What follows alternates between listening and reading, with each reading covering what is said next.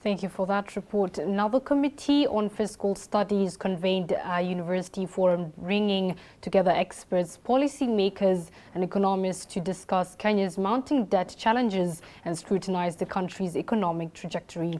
Held in Nairobi, the forum aimed to foster a comprehensive dialogue surrounding Kenya's economic well-being.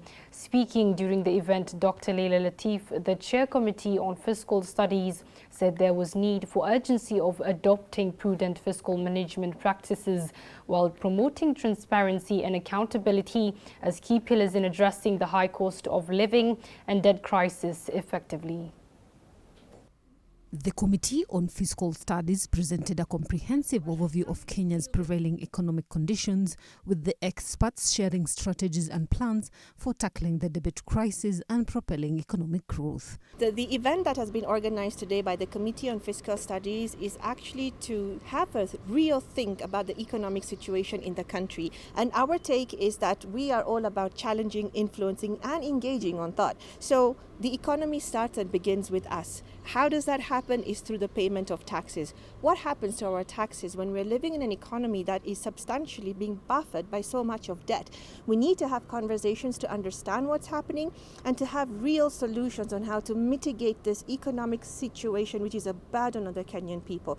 So the workshop that we've organized today is to have this conversation about what we as government, as a private sector, as civil society and the public can do to ensure there is more accountability of our taxes in this country, and there is more oversight in the manner in which the government is bringing on this idea of debt. Speaking to the Muslim Insight, Leila Latif, the Chair Committee on Fiscal Studies, said it was time for Kenyans to start asking hard questions on the tax the government is collecting.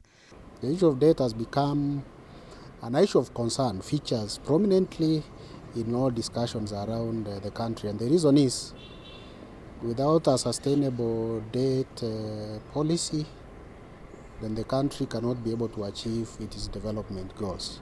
When prices go high, they never go down. When taxes go up, they never come down. You'll never see in the history where taxation was at 30%, it has been significantly reduced to 25%. It doesn't happen. We just have to brace ourselves.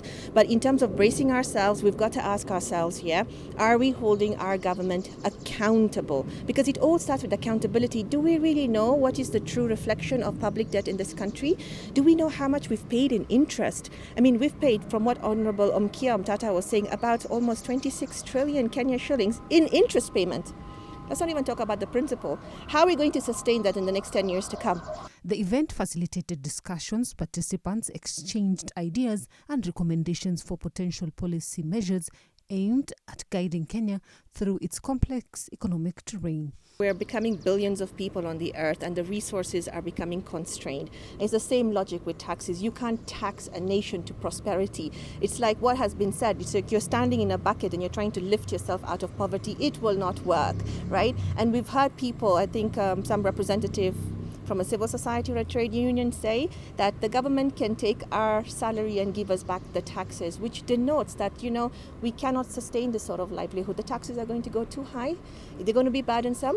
And at the same time, we're not seeing different sort of financial privileges for many of us to be able to buffer the economic consequences that we're living under.